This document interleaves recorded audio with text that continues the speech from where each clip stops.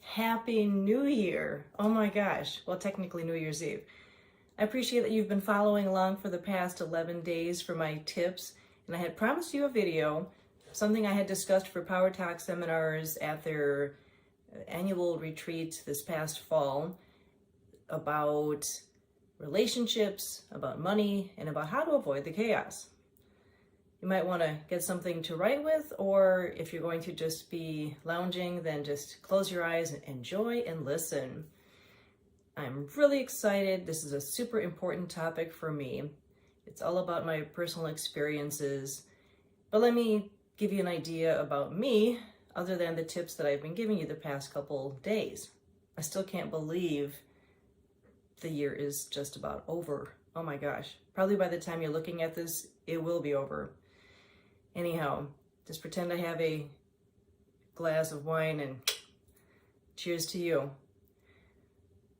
I have been helping people for the past almost 30 years to get resources, whether it was public assistance, whether it was finding clients, whether it was international sales.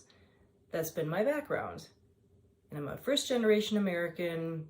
I love speaking other languages, so I have been mixing the language skill into just about everything I have ever done. It's one of my passions. And my husband and I were able to leave our full-time jobs 2 years ago, right before COVID. No joke. And it was so liberating. We've been speaking to various groups since then about different topics ranging from consumer interest to debt reduction to personal finance to just a little bit of everything. And I was doing life coaching, I was doing business coaching, and now I do some food marketing, as well as getting my name out about translations, as well as kind of a referral business that I'll be setting up because I love connecting people and I'm really good at it. I also have ADHD, which has impacted a lot about what I do, makes life a lot more fun, and in some cases a lot more challenging. It's, well, you'll have to contact me directly to ask for a lot more details because this talk is not about ADHD as much as it is about relationship building, about looking at money differently, and about how to avoid the chaos we live in. It gets to be too much sometimes, you know what I mean? What I got this talk started with previously was mentioning that I spent 15 years in the public sector helping people to get benefits. I was really appreciative for the job because due to my ADHD, I had held down many jobs. I didn't know what my specialty was, I couldn't focus, I wasn't detail-oriented, yada yada. Well, I was really grateful for my bilingual customer service job and just wanted to be at peace at work. That was really great for a few years. I was just relieved to have a job. And then I started realizing I really can't help these people much. They don't want my help. They just want benefits for the most part. And life was seeming really chaotic. I was really glad I'd finally gotten married. And I turned 40 during the process. I'm now 50. And I started realizing I need to be able to do more than what I'm currently doing. It just wasn't gratifying enough. I didn't feel like my skills were being used enough. I had nice coworkers. I just didn't feel like I was in my element. So I ended up getting my life coaching certificate about, actually, oh my gosh, something like 10 years into the process of being in public service. And then I was learning more about personal development by doing the life coaching and realized I want to be better with people because somehow being around a bunch of grumpy people on the phone all day kind of rubs off on you. You start going, ugh. When all you're hearing all day is complaints, you start to get really nasty. It rubs off on you. That's part of what I'll be talking about. And I was trying to do my best, trying to be my nicest, but I started feeling like I was going from being a really nice person to a really, I wouldn't say nasty person, but it was challenging. Well, an amazing thing happened. Maybe, it was a couple of years into the job. I had to have surgery for a herniated disc. And while it sounds awful, oh wow. The 6 weeks off that I had for medical leave was amazing. Just amazing. It was the first time that I had really taken time away from some chaos and reassessed how I was doing things. And I thought, okay, now what? I'm doing coaching, I'm doing the public sector customer service, bilingual Spanish, 8 hours a day, and coming home totally burnt out. And my husband and I were looking at different businesses to do. He's been in business before for himself. I had meddled in it, tried it, failed at it. Oh well. But I always wanted to be in business, just didn't know how or what. And then I ended up getting a call from a fellow Hungarian, and I don't know if I mentioned that I'm Hungarian American. Anyhow, I got a call to participate in a meeting with what turns out to be Now People's platform. The important thing was, it was personal development, and we went to our first meeting, and what we noticed with Norm was people who were amazingly happy. Like, I hadn't been around people like that in ages, if ever. Well, maybe that's a stretch, but close. I was astounded. Now you might say, well, yeah, it's a seminar. People are always going to be happy. They want to sell you something. No, this was different. These people were genuinely happy, and they were excellent with people. I had always thought I was really good with people, and then, like I mentioned a few seconds ago, after being on the phone all day, you start to feel like you're not so great with people. I decided to take note on what they did, what their habits were. It was incredible. One of their habits was reading on a daily basis for personal enrichment. I didn't like to read much, but I would be willing to do that if that's what it took to be that happy, because I was getting really burnt out. It's hard to be really good as a life coach if you're burnt out. If you're a life coach watching this, you get it. They also abstained from social media. They were pioneers in doing that. A lot of people do that nowadays, and other than the posts that I've been doing for this 11 days of Wild and Crazy, I try to stay away from it. But back then, it was new to me. And so I thought, okay, gotta read and gotta abstain from social media. Well, I'll tell you my experiences with this reading and the abstaining from social media. What I learned from the reading was that was where a lot of these people's interpersonal skills came from, meaning learning about what people need. That might sound obvious, like, well, everyone just wants to be happy, don't they? I mean, just be nice to people. It's not that basic. If it were, I think life would be a lot easier. It's about people wanting to be made to feel important, to be approved of, accepted, appreciated. And it's amazing how hard it can be sometimes because we're all different. I mean, what does that even mean? It's really not just about being nice to everybody or treat them like, follow the golden rule. Because everyone wants something different. People communicate differently. Relationships can be a huge headache if you think about it. But if you spend a little time on it, I decided to spend a little time on it because I thought, if I really want to help people, I need to know how to relate to them better. And to like myself more in the process. I don't like it when I end up treating someone badly or just can't relate to them. It makes me just feel gross.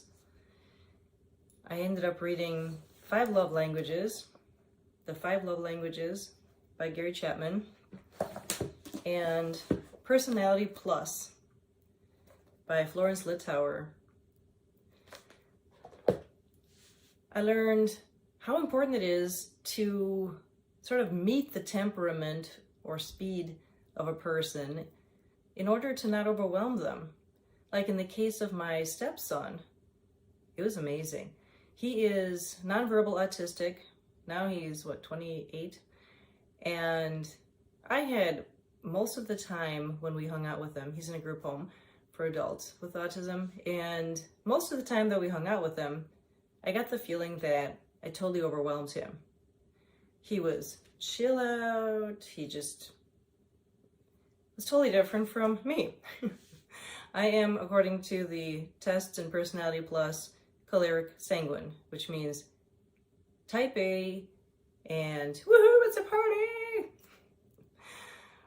That doesn't go so well with someone who's chillax, or as they call it, phlegmatic. What does this all mean? It means I needed to meet him at his own speed to make him feel comfortable instead of overwhelmed.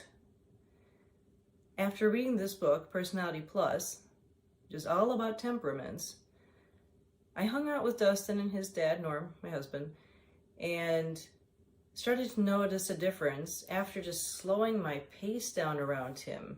Maybe giving him a half hug, but reading what he needed as far as physical touch, because he is autistic. And it was amazing. He started to relax more around me. I didn't talk as quickly around him. I didn't move as quickly around him. And I wasn't so demonstrative physically either. I was really honored and humbled by the fact that a couple of years after I did that, maybe a year after I started doing that, it was the first Mother's Day when I actually got flowers from my stepson. I was just about crying. I'm going, wow, I'm a stepmother and I got flowers from my stepson. It was really, really cool. And so every time I look at this book, Personality Plus, it reminds me of how just a little bit of effort I put into being different around him. Or shall we say, since people hate to change, it's like change is a dirty word or something. I don't want to have to change. I focus on that part of my personality that's more relaxed. Because like this book is describing, everybody has certain parts of these temperaments in them. They just emerge less or more depending on the environment you're in. Everybody has the capacity to be phlegmatic or chilled out, very low key. You kind of have a mix of all these temperaments. It's not like you're only one. But certain people bring out a certain part of you, and maybe you didn't know that. I didn't know that. I didn't know it can be actually a vacation for a type A personality to be around someone who is more relaxed. You see it all the time, that a type A personality marries someone who's totally chilled out because it chills them out. And then it drives them nuts later because they have different ways of setting goals, and one is chop, chop, chop, and the other one's going, let's do it tomorrow. So just remember, with Personality Plus, there's the 4 temperaments. It's choleric, which is, let's get this done yesterday. Sanguines, which is, oh, let's go to the party, woohoo! Melancholy, which is very detail-oriented, kind of like, did you cross your T's and dot your I's? And what are they thinking about me? I don't know. What did he mean by when he said that? Just read the book. It's a much better description. And then also the phlegmatic. It's all good. Yeah, I guess I could take care of it tomorrow. Who knows? The other thing that I had learned was that people need to know that you're flawed. And what do you mean by that? What do I mean by that? People often feel judged by others. In fact, one of their major fears is, what are others thinking about them? If that was in the 1950s, that Magic of Thinking Big book was written by a psychiatrist, and in that time, about 75% of the people were worried about what others thought about them. Once again, I think it was Dr. Schwartz who wrote Magic of Thinking Big. The psychiatrist was pointing out in the 50s that people, the majority of the population had a social anxiety fear of what other people think of them. Imagine how bad it is now when constantly the opinions are being swapped on social media. Seems like everybody's expressing their opinions everywhere. We need reassurance. We're dying to be reassured that we are great as we are, that we're important, we're accepted, approved of, and appreciated. And one way to do that, I have learned, is to be really vulnerable. And what does that mean even?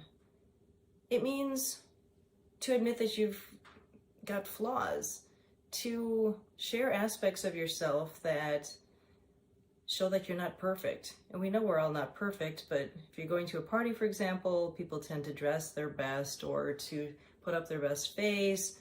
If you go to a business networking meeting, most people aren't telling you that there's no work coming in or that they feel like failures, unless maybe their self-esteem is so low that that's how they present themselves.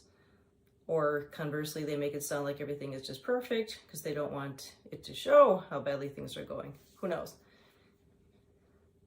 Main point is, let the walls come down. Let other people be themselves by being yourself. When my husband Norm pointed out to me that we were talking about a friend of ours who felt sort of uncomfortable around me. Maybe because I was more formal, I don't know. And he said, be goofy around her. I was like, be goofy? What do you mean? He said, just do something silly around her. Show that you're playful. I could be playful. I've done improv acting. I love being playful. Bring it on. Well, we were going to a pool party. And I thought, oh, this could be fun. Pool equals water equals messy equals fun, right? Well, this gal was at the pool party. I was made up nicely. I decided, okay, put on my armor, so to speak. Have you ever heard of that? How women put on their armor or their war paint, their makeup? It's funny because whenever I put it on, usually people still can't see. Anyway, they can't see it, that I'm wearing it. Anyway, I was in the pool. I saw this gal, let's call her Janice. And I saw this plastic blow-up alligator, and I decided, yep, I gotta hop on that, knowing that I have really no sense of balance and what could probably happen. So I hopped on it, and she and I were just waving at each other, and it was just amazing because I started going like that and hopping on, and I thought, oh no, I'm gonna fall over! Whoosh! Water was all over the place. Well, yeah, it's a pool. But my hair was wet. It was drenched. I felt my makeup dripping out all over the place. So it was everywhere except for where it was supposed to be. And I saw Janice laughing like crazy, and I was laughing. It was like the ice had melted between us. It was awesome. And I looked at Norm in a distance because he had been following with his eyes. And I did this mental or eye movement versus equivalent of high five. Like, I did it. I was proud. It was so cool to melt the ice. And it was a huge lesson to me that I don't need to act so poised. I mean, I'm from an acting family. My grandma was an opera singer. My great uncle was an actor. I've been taught to be poised. There's poised, and then there's let's be relatable. The best way to be relatable is to share more of yourself, to show that you have flaws. I mean, I got plenty of them. We all have plenty of them. It's not like saying constantly complaining about what you're doing wrong or what you can't do, but just share of it. It's not about one-upmanship. And it makes such a huge difference.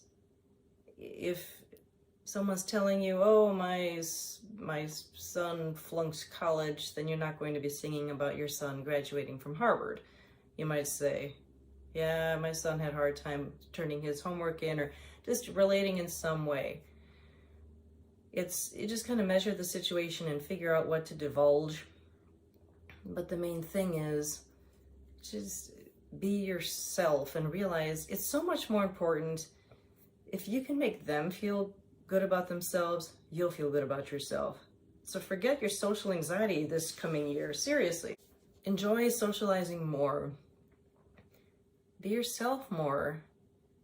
And I've learned it's so much more important to just listen to a person when they're talking. Listen with your eyes, with your body language. Put the damn phone down. And show that you're interested in them with a half a smile. Asking questions about what they're talking about without going, every 2 seconds. Because that sounds automated and shows you're not listening.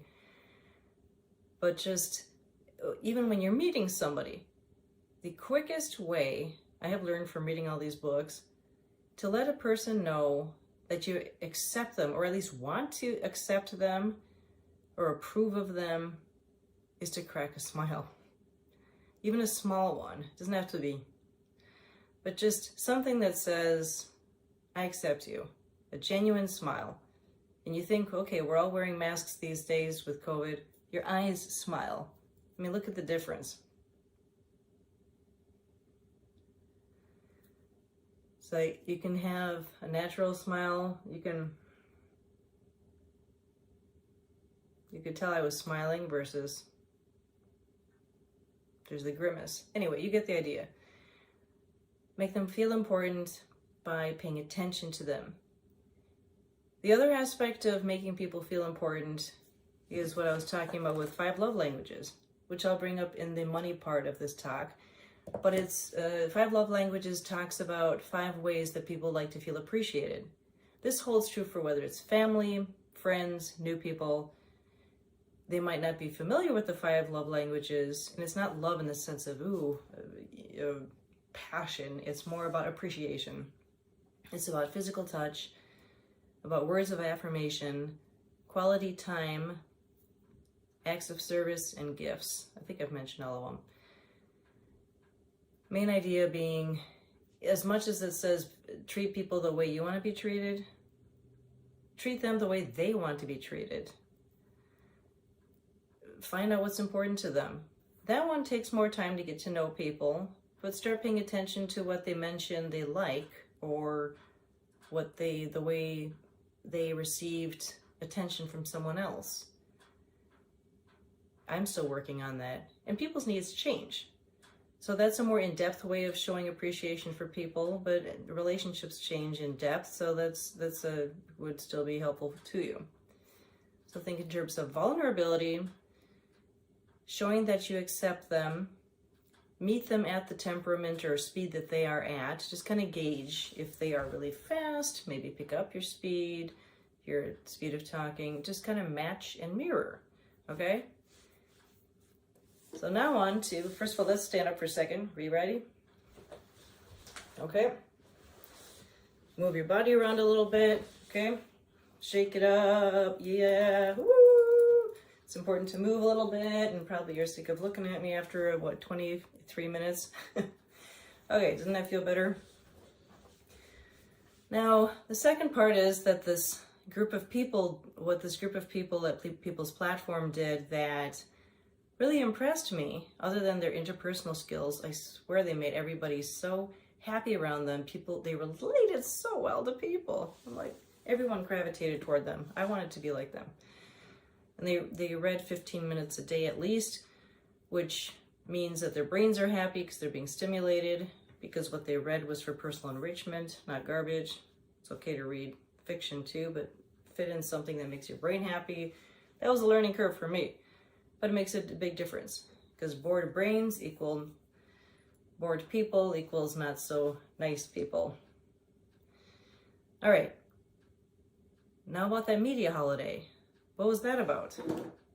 Well, they said, try to abstain from reading the internet, people on the internet, or watching TV. Maybe listening to the radio or the news, but just see what you feel like. Because at that time, Most people we hung out with and the people who were trying to improve themselves were basking in TV watching at least an hour a day. I was watching it probably once a week. I used to watch it daily. And I'd listen to the news. I listened to different radio stations, like 95% of the population.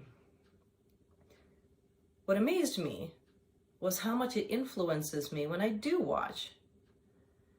For example, Modern Family, if you might remember, it's 3 families, 3 different generations. Well, the essence of it is there was this couple that we would watch. There's about a 20-year age difference between them. I suddenly can't remember the characters' names, but it was a Latin American actress and her American husband. She was very type A choleric, as you just learned, and he was more phlegmatic, like you just heard, sort of chill out. And I noticed, okay, I hadn't watched them in weeks because I was doing this media holiday, but Norm and I took a break from it and indulged in a half hour of Modern Family TV watching. This is not to bash Modern Family. I still think they're kind of cool. And on a side note, the girl LILI on there is my former improv instructor's daughter, Amy Anderson's daughter. Yay! Okay, what happened after a half hour, just a half hour of TV watching, was I morphed into, I think her name was Gloria. She had spent the good half hour of TV nagging her husband.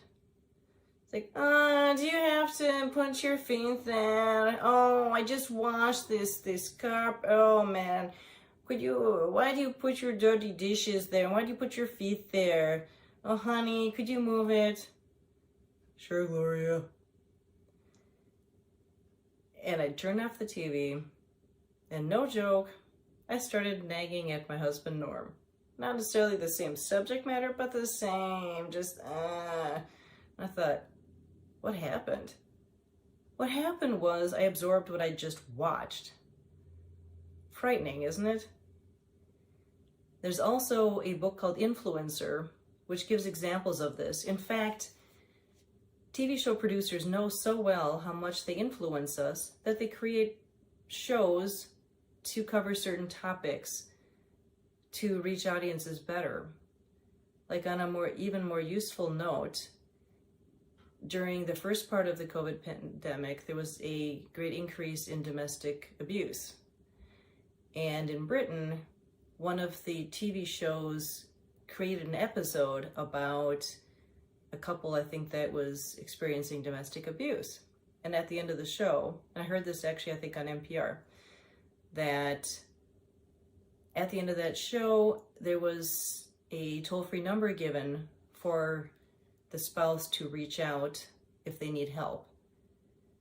They knew how to get their audience. They created the, I don't know if I'd say sitcom, but that program, that specific intent, and they reached their audience that way. It's amazing. There's several examples of that kind of influence through the book Influencer. Read it. Now, the other more positive example I have of how, not necessarily abstaining from media, but being around just how our environment impacts us, because that's what I was studying with this group, was how is my environment impacting how I feel? And a friend of ours went to a coffee shop, and he noticed that after a half hour, what is it about that half hour? Half hour of sitting there, he hadn't even been listening to the music that was playing in the background. He leaves the coffee shop, and no joke, he started humming the tune that had been playing in the background of the coffee shop. Nothing bad, nothing annoying, but that says how much it gets into your psyche. We're sponges. So even though if you think that, oh, nothing affects me, I just watch commercials, I don't hear them, I don't listen to them, get real. We get impacted. Unless maybe you turn the volume down because a lot of the emotion is in the music. And even, what was the other example? Well, I have noticed, for example, that I used to listen to a lot of podcasts about networking, and I happened to be at the top of a region when I was networking a lot more vigorously. It turned out that with the international organization that I was with, that I was at the top of the region as far as score, as far as ability to connect people, get business for people, invite people, etc. I was really excited, I was surprised, and I was contacted by the head of the region and was asked to teach what I had learned or what I was doing to get this success, to teach it to a couple different groups of small business owners. And I thought, well, geez, what have I been doing to get this success? In large part, I've been listening nonstop to podcasts about different aspects of networking. And that really affected my environment, especially when I did Instacart shopping during the day and needed something to listen to in between or in between networking interviews. And I just wanted to be an excellent networker. Well, people aren't always ready to accept what their environment has to offer, and it's a habit. I tried to teach the habit to some small business owners, and it seemed to be hard to download the software or whatever it was, and they weren't ready. They weren't ready to adopt the habit. It is a habit, but you got to see what it is you are listening to, because you end up listening to something. I mean, if it's dead air, is it enough for your brain? Do you need more stimulation? Are you doing something else to stimulate your mind, like eating? You make sure that what you're listening to creates the stimulation you need to be your best. That's the point. I was astounded to see that was one of the main things that got me ahead, in which many, not all, but many were reluctant to do. But those who did have success. Whether it was getting more business or more visitors. It was interesting to see it. A question for you. What puts you in a good mood? Or shall we say, what in your household, what in your environment puts you in a really good mood? Hopefully, you can find something. In my case, pictures of my husband, I'm looking at that, or just coming in and knowing, this is my home. The colors are nice. We have an accent colored wall in front of me that's kind of salmon colored. Our plants put me in a good mood. They're all over here. What puts you in a good mood? Make a note of it. Maybe you need more of it around you, or just be aware of it. Okay, so the other part of environment would be, now that you have figured out that you want to be comfortable around other people, and the way to do that, those are some of the things you just heard about, okay? Well, people impact each other even with money.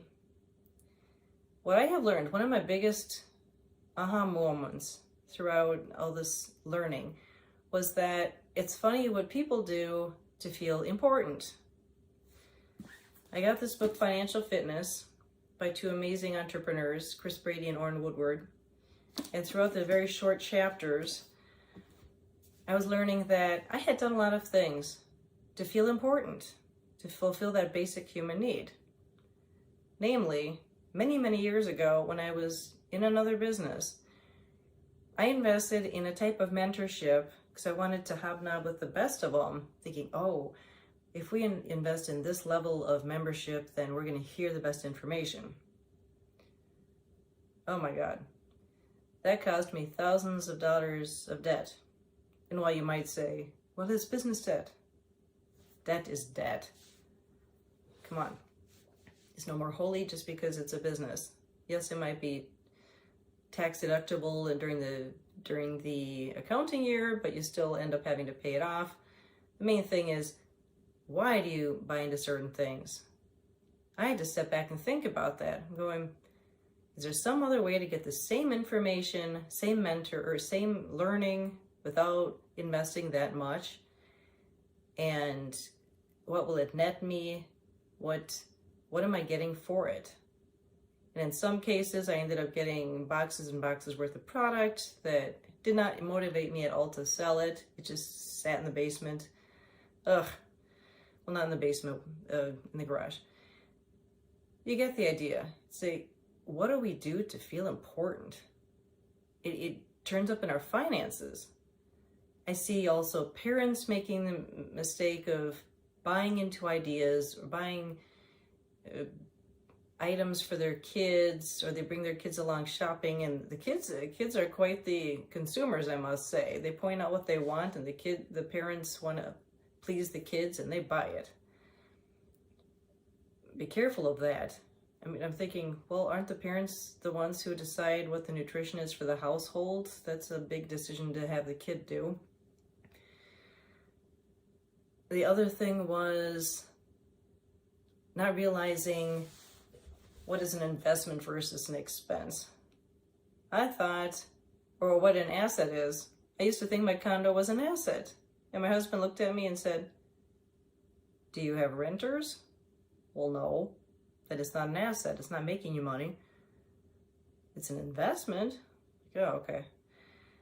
I didn't learn that much about money in school. I thankfully learned to save money from my dad's fine example.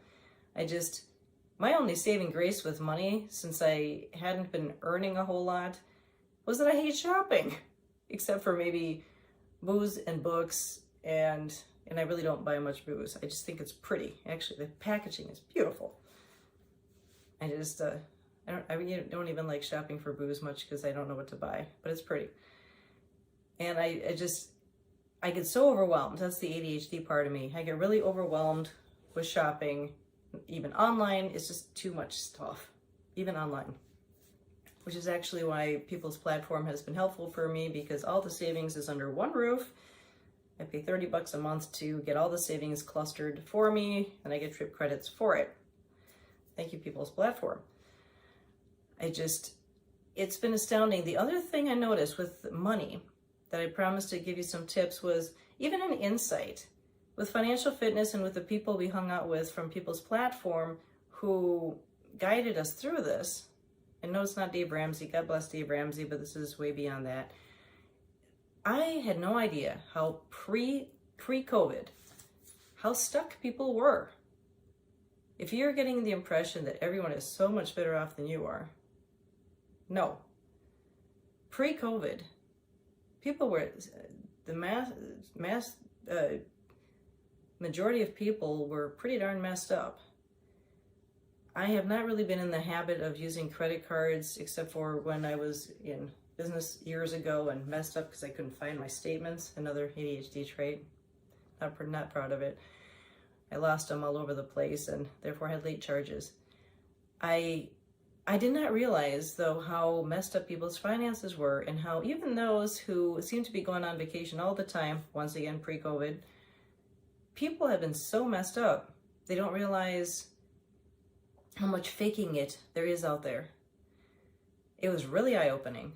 I had no idea how many people had car payments, don't save at all. They may look like they earn a lot, because you assume if they're physicians, they earn a lot. Well, what happens with the money, though? Do they keep it or do they spend it? Or the ones who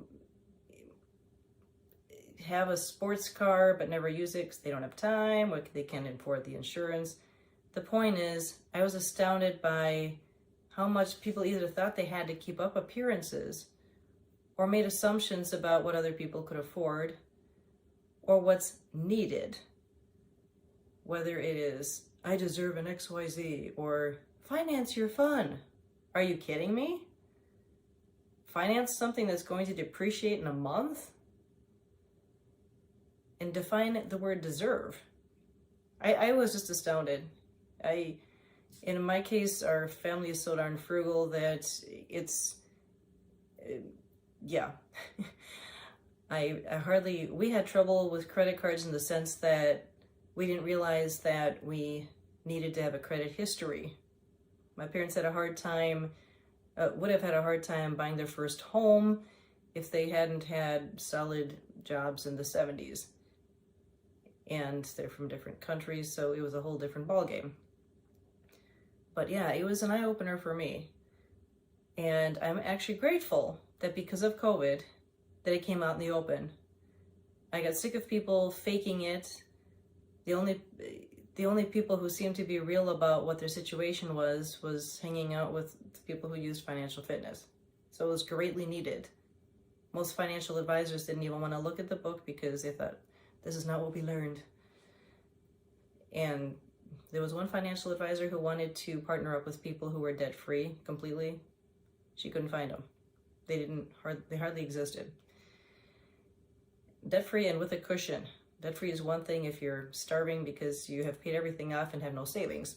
Have a cushion.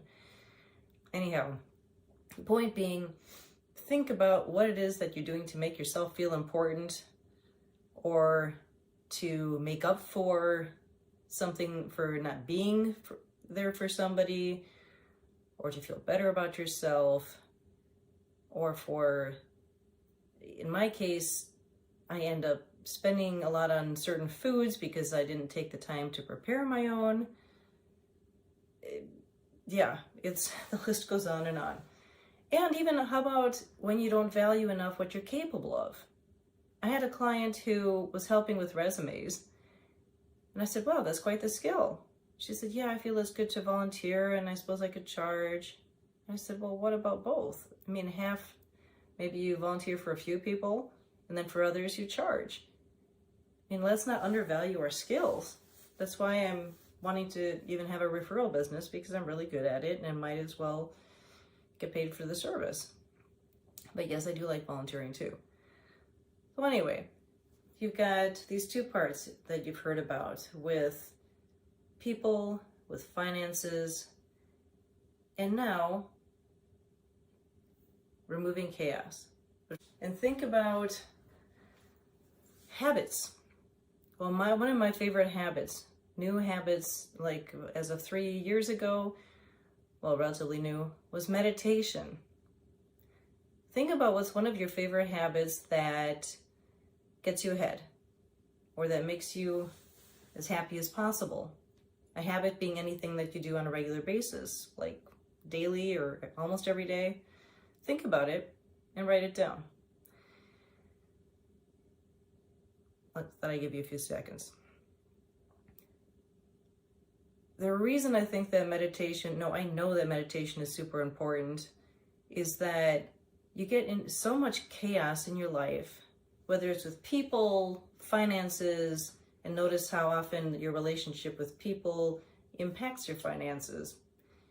If you're not relating so well, maybe you're paying for it, or maybe you're trying to impress people, you're paying for it, you get the idea. All right, and all that causes chaos. And since our culture values busyness, as in constantly having something to do, it seems to be a catchphrase for American culture. Oh, I'm so busy, because we want to feel important. We equate it with being important. The more you have to do, the more important you are. Because after all, someone needs us. And we all want to be needed to some extent. But when you go through all those activities in life, think of it like a buffet, an overstuffed buffet. All those events. Well, what happens when you overeat at a buffet?